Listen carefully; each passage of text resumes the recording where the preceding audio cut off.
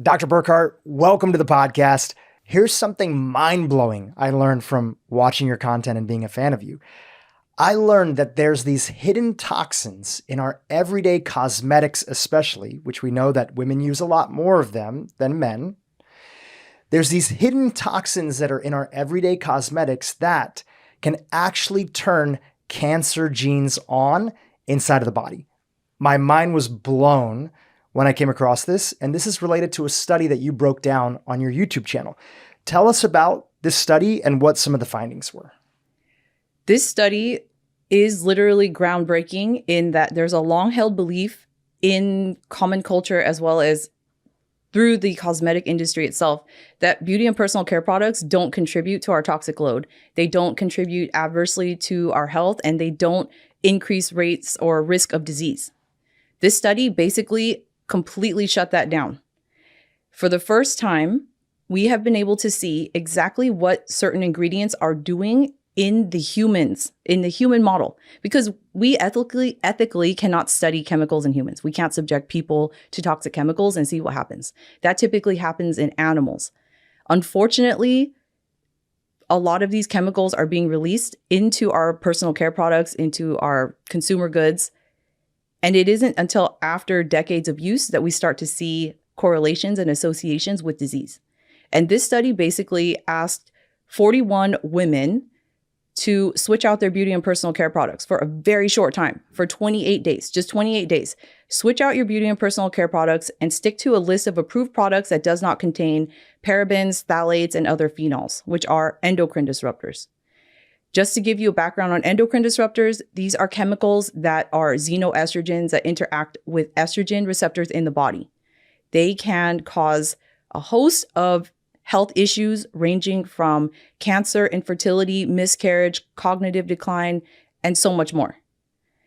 When these women switched out their products, so what they did was they took measurements by injecting the breasts of these really, really brave participants.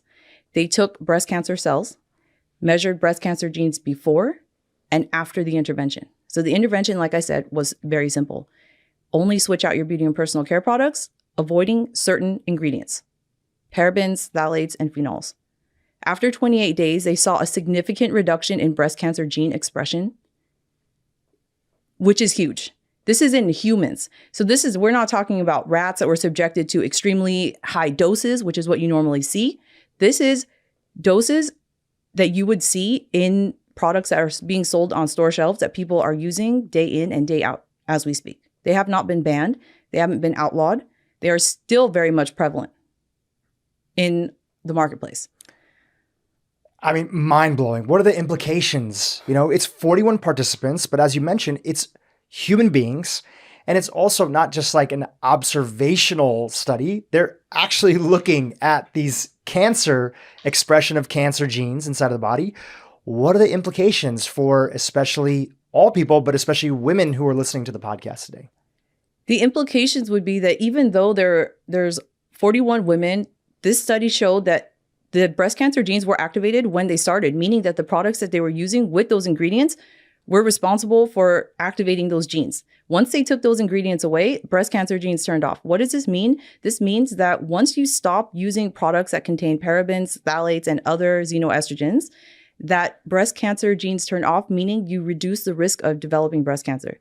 One of the risk factors for developing breast cancer is the activation of breast cancer genes.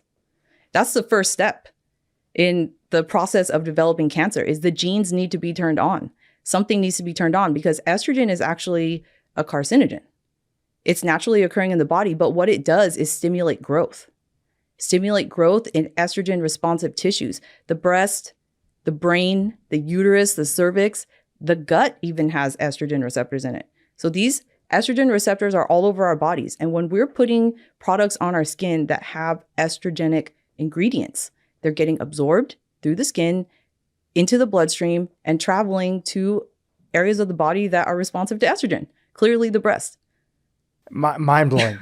You mentioned a few of these ingredients that they had participants remove. Can you reshare what those ingredients are? Absolutely. Parabens being one of them. So there are several different types of parabens, and you can find these on your personal care products just by turning the bottle around and looking at the ingredients list. And you can see methyl paraben, butyl paraben, propyl paraben. Those tend to be the most commonly used parabens.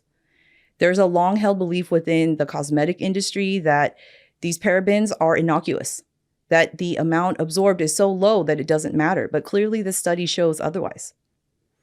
What are some everyday products that listeners are using literally this morning when they wash their face, when they are putting makeup on? What are some everyday products that you see people using that are sold on the store shelves today, especially here in the United States, that would be an example of being similar to the types of products that women would be using in this study and would contain these ingredients like parabens? This is an excellent question. And I set out to do research myself. I walked into a store and I picked up several products to see how many out there still have parabens. What are the major products that I see being promoted online that still contain these ingredients?